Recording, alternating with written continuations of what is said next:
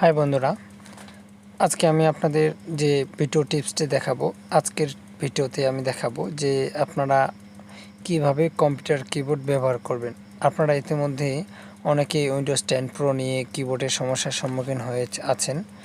তো আজকে আমি আমার কম্পিউটারের ভিতরে যে কিবোর্ডগুলো আছে সেগুলো আমি আজকে আপনাদের ব্যবহার করে দেখাবো, যে আপনি হ্যান্ড কিবোর্ড ছাড়াই যে কম্পিউটারের যে অ্যাপসের মাধ্যমে যে কিবোর্ডগুলো সেট দেওয়া আছে, কম্পিউটার উইন্ডোজে যে কিবোর্ড সেট দেওয়া আছে সেই কিবোর্ড বের করে আজকে আমি আপনাদের ব্যবহার করে দেখাবো।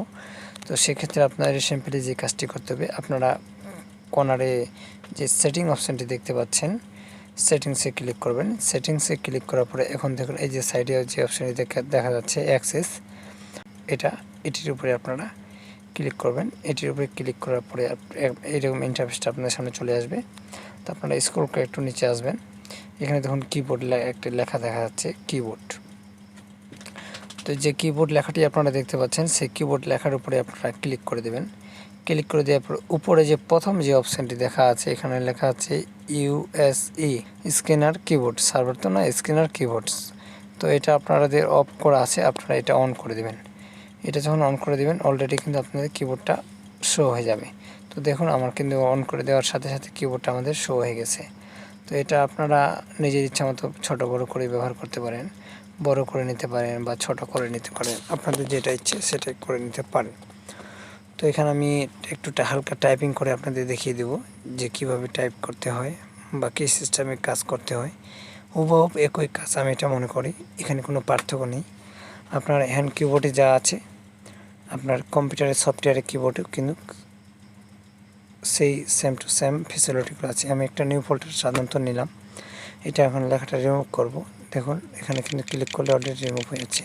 এখন কিছু টাইপিং করব। দেখুন আমি সাধারণত দেখিয়ে দিচ্ছি আপনাদের, 0 পর্যন্ত দিলাম। দেখুন ওখানে কিন্তু অলরেডি উঠেছে। আমি যেটা ক্লিক করতেছি সেটাই কিন্তু এখানে শো হয়ে যাচ্ছে। এই হচ্ছে কিবোর্ড। তো আপনারা এভাবেই কিবোর্ড ব্যবহার করতে পারেন। তো সো গাইস, আপনারা অবশ্যই বুঝতে পেরে গেছেন যে কিভাবে কম্পিউটারের সফটওয়্যারের যে কিবোর্ডটা আছে সেটা কিভাবে ব্যবহার করতে হয়। আপনারা অবশ্যই বুঝতে পেরে গেছেন। তো আপনাদের যদি হ্যান্ড কিবোর্ডের সমস্যা হয়ে থাকে তাহলে আপনারা এভাবে কিবোর্ড চালাতে পারেন। তো সো গাইস, অবশ্যই আপনারা বুঝতে পেরে গেছেন যে কিভাবে কিবোর্ড ব্যবহার করতে হয়। তো গাইস, ভালো থাকবেন, সুস্থ থাকবেন। আজকের টিউটোরিয়াল ভিডিও আমার এই পর্যন্তই ছিল। আর সর্বশেষে একটি কথা বলতে যাচ্ছি, আমার ভিডিওটা যদি আপনাদের উপকারে লেগে থাকে তাহলে অবশ্যই আমার ভিডিওতে একটি লাইক কমেন্ট দেবেন। আর যদি আমার চ্যানেলটি নতুন সদস্য হয়ে থাকেন তাহলে অবশ্যই আমার চ্যানেলটি সাবস্ক্রাইব করে দেবেন। তো ধন্যবাদ গাইস, ভালো থাকবেন, সুস্থ থাকবেন। আজকের টিউটোরিয়াল ভিডিও আমার এ পর্যন্তই ছিল।